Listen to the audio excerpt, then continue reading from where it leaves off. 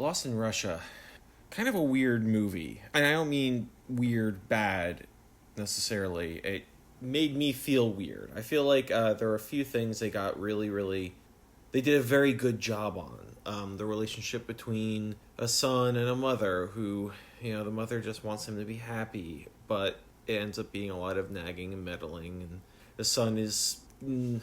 He's negligent. He's ignoring her. He's avoiding her because he's annoyed by her when he's around her. So that's something that I've dealt with in my life. I feel like a lot of kids have dealt with that with their parents. Honestly, I have a good relationship with my mom now, but I worked through all that junk a lot earlier than this guy did. He was like 40 in the movie. But, the whole thing where you're just annoyed by your parents because they care too much and it's bothering you.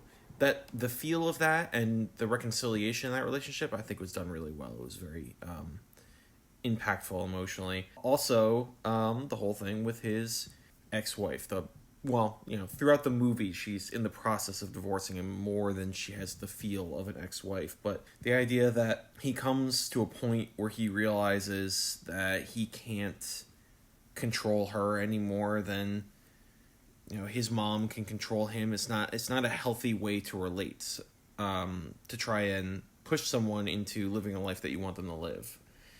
And how he, his final note to her, how he eventually lets her go, which is spurred on by the final note she gives to him, where she's like, I didn't realize how hard this was for you, and I feel terrible that I didn't notice.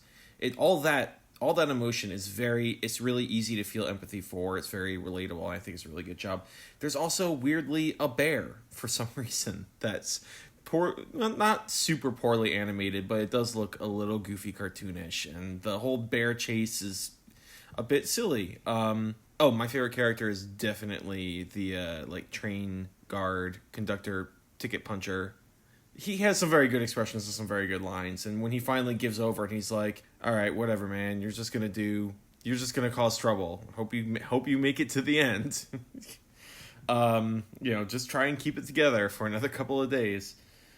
I don't know. There were some very good characters, some very good emotional moments, some very real feeling moments, and then mixed in there was some, some weirdness. Hot air balloon. It gives it a kind of surreal, fun kind of a vibe that's punctuated every now and again by real emotion. So, I enjoyed it. It's not really my kind of thing. I'm not huge on drama. I'll probably never watch it again, and I probably never would have watched it if Lula hadn't made me watch it, but I don't regret that I did watch it, and I'd recommend it. I feel like most people would enjoy that. Some people who like dramas and family stories would probably like it very much. So, if you're one of those people, I suggest you take a look and check it out. I also really like that it was released free online because nobody was going to be able to see it. I understand how that, from a business sense, that probably screwed over a lot of people who'd invested in the movie, and that probably is going to create some real rough patches between the various groups that have to come together to produce and distribute and release a film. But from a artistic standpoint, that it was so important for the people that made the film that it be seen, more than that they make a huge profit from it, was nice. And also that it's a bit of a kind of solidarity sort of feel to it as well, that a significant number of people are currently under quarantine, or a significant number of people who should be quarantining themselves might be enticed to go to a theater, to a crowd, when they really shouldn't. And you not only get ahead of that, but also put your work in front of the eyes of people who know better than to go out right now.